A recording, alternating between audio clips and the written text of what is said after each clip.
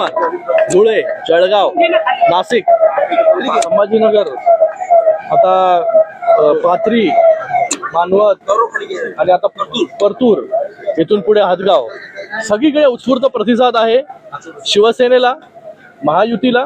जिथे जिथे शिवसेनेचे उमेदवार उभे आहेत आणि जिथे शिवसेनेची ताकद नव्हती तिथे देखील पूर्ण ताकदीने शिवसेना इलेक्शन लढते. चांगले उमेदवार समाजामधून जे आहे, लोकांमधून शिवसेनेला मिळालेले आहेत, ज्यांची जनसामान्यांमध्ये चांगली प्रतिमा आहे.